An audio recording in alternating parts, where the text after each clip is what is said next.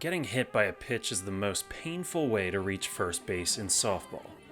In the 20 years that stat has been kept, a Swarthmore softball player was 10 times more likely to strike out than to get hit by a pitch. But there was one outlier whose statistical career was so different from the trend that a new metric and a much deeper dive into her statistics are needed to best tell the story. This is Mika. I'm Mika Maenaga, and I'm currently a senior, and I'm from the Bay Area, California. Mika noticed she was getting hit by a lot of pitches and mentioned that to her friend Frankie, and that sent him down a statistical rabbit hole. Hi, I'm Frankie Dillon. I'm an honors economics major at Swarthmore with minors in statistics and classical studies, and I'm also the captain of the men's lacrosse team. So I've been friends with Mika since freshman year, and starting last year, she really started bragging about how good she was at getting hit by pitches, which I personally thought was very strange. I didn't think there was any skill to getting hit by pitches. And so I decided to dig into the numbers. I found that there was no hit by pitch records on Swarthmore's website. So I started going through all the seasons, and I realized not only was she right, she was a far stranger player than either I or she could have predicted. And I really found out stuff that made me question what I thought I knew about sports after looking at all the numbers and looking at what she did in her career. Slowly, I started looking into other statistics that she had, like her strikeout numbers, her walks, and she didn't even know how crazy her numbers were. I think it's not a stretch at all to say that Mika was the strangest Swarthmore softball player to ever step on the softball diamond. And there will never be another player as unique as she was.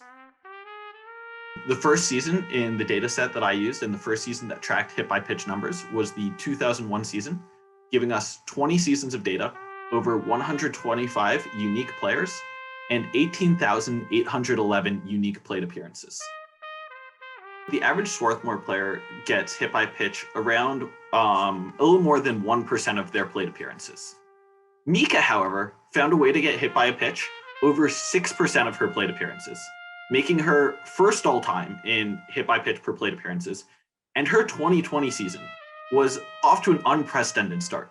She was getting hit by a pitch in more than 10% of her plate appearances, which is unheard of. It's really it's in a league of its own. It's around 10 times higher than the average player and higher than any single season in Swarthmore history.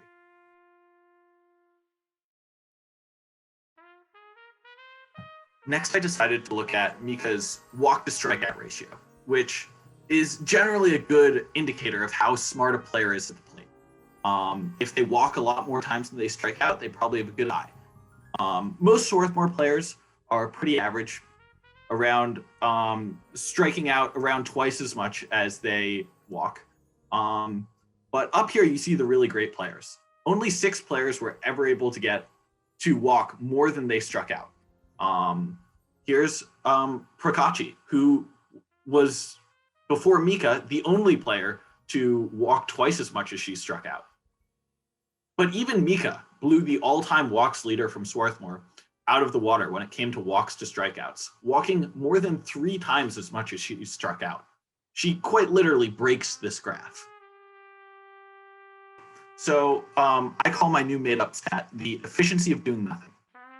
It takes all the times a player was at the plate and didn't hit the ball and sees what percentage of the time they got on base. So this is taking your walks and your hit by pitches and dividing them by your walks, your hit by pitches, and your strikeouts. Most players were all right. If they didn't hit the ball, they'd normally get on base a little less than half of the time. But Mika found a way to turn not hitting the ball in a game where you're supposed to hit the ball into an art. Her 2018, 2019, and 2020 seasons rank as 3 of the top 4 seasons ever in her efficiency of doing nothing. She was getting on base without hitting the ball in her career over 80% of the time. The most of any player ever in Swarthmore history by a long shot. And her junior season last year, she was getting on base more than 90% of the time she didn't hit the ball. sometimes you have to wonder if she would have been better off just walking up to the plate without a bat.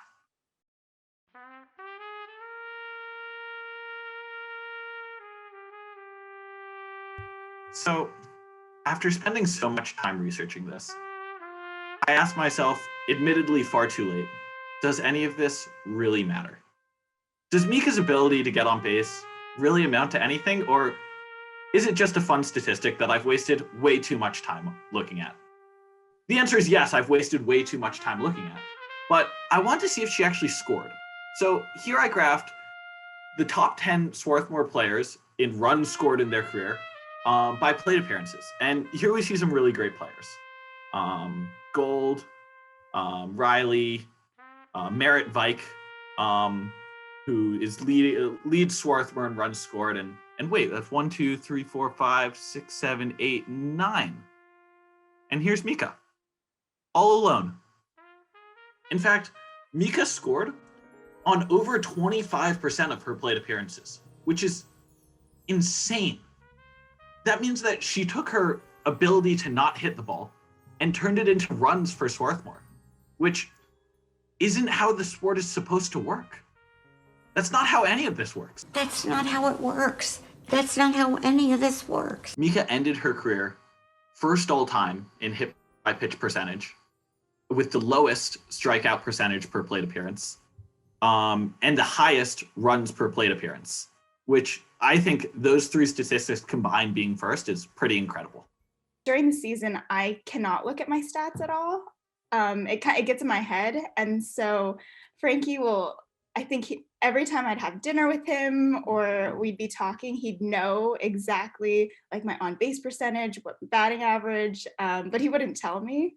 And then as this year came around, there are a lot of Instagram posts about record-breaking past SWAT athletic players.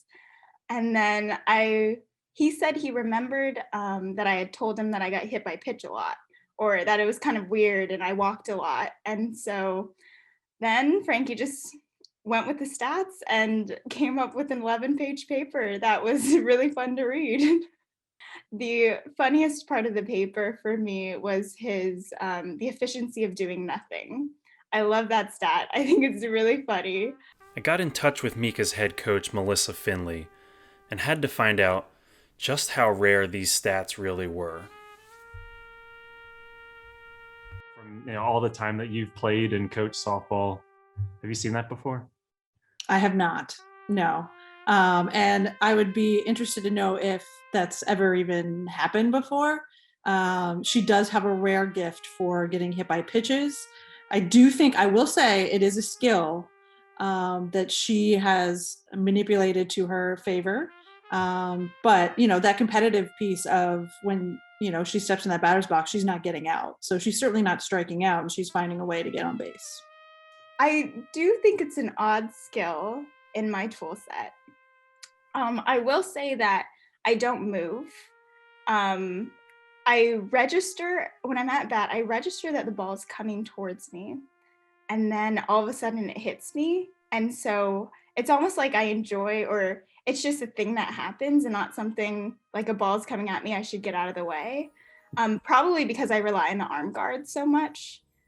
And I think it's also a little bit, I will gladly take a free base no matter how it comes. And getting hit by a pitch, if it's a skill, I'm proud of it then if it gets me on base and I score. So what I found in watching film last year with her, because I was trying to figure it out too. I was like, why are all these, and sometimes they've got the elbow guards and if you're standing there hitting, you just kind of let it hit the elbow guard.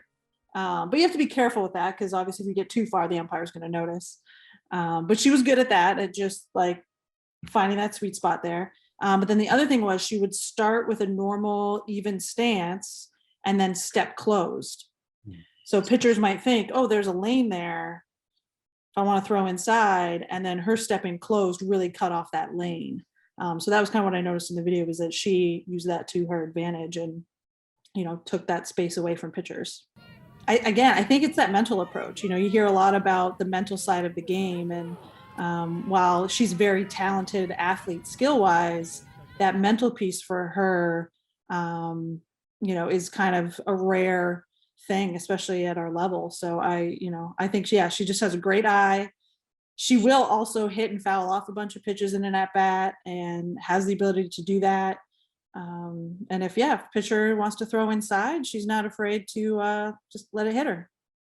My approach, I'm a pretty much a contact hitter, I'd say. So, and I think throughout my years, so I played my freshman, sophomore, and junior year.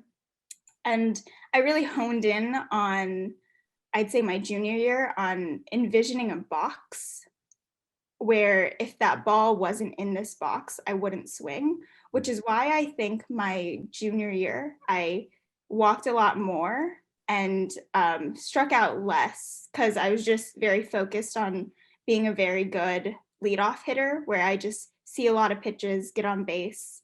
And then also being trained as a slapper first. So in my sophomore year of high school, I switched over to become a lefty batter. And that's kind of when you run up to the plate, and it's a lot about ball placement on the field. And it's a lot, you become a contact hitter. And so I think that translates a lot to when I'm both slapping and in college, I've hit more standing still. So I'd say, yeah, just contact hitting. I'm pretty good, I'd say, at fouling balls off too, where I know if I see a pitch that could be close, I'll just kind of tap it instead. And I know it'll go foul and not really try to hit it too hard. But yeah, I think my game is just working the counts into my favor and working a walk. Yeah, I think my approach on the base path really cannot happen without the players batting behind me. So we had a really good flow where it was either Gabby Natoli, who graduated in 2020, and then Gwen Glatz, and also Callie Siegel. And so those three would normally bat behind me in various orders. And we had a good dynamic where if this was a catcher I felt like I could steal on, coach would put on a steal, and then whoever was batting knows to take the pitch, or even do like a fake swing. So like sacrifice their own strike on them so I could advance a base. And so I think it was really, I think, a team effort in terms of getting me across. I will say that I do like to, when I'm on the base, I like to think about how I can kind of mess with the catcher's head or mess with the pitcher or mess with whoever has the ball, with being a little bit more aggressive or kind of getting in their space a little. But honestly, my ultimate goal always is to score. And that's why I'm there. And yeah, but really could not have done it without my teammates. Mika will be graduating with a degree in chemistry. And as she looks back on her time playing softball at Swarthmore, she reflected on a bittersweet memory following her last game in 2020. I can remember a lot of just times in Kohlberg classrooms, or just the routine you fall in, having dinner, spending time with everyone, and then hanging out on a Saturday night. There's this kind of sad, but I think kind of a really nice closing moment that we had when we returned from spring break last year, when we knew the season was probably going to be canceled, and we all just kind of sat on the softball fields, and then we all played each other's walk-up songs, and we all just kind of played a little wiffle ball as it was getting dark. It's kind of a sad memory, but I think it was really like the closure that I needed. Yeah, I'm super bummed that she's leaving us onto, bigger and better things for her and her career moving forward. But she will probably be in the history books for a while as the greatest player at doing nothing. And the run efficiency, stolen bases, it would have been amazing to see what she could have done with a full 4-year career here, and how many, times in the record book she could be. in there, because she was also talented hitter, talented outfielder. She just kind of was the whole package. And so, trying to find a replacement for her is going to be really challenging. I'm probably going to need about 3 or 4 different athletes to do that.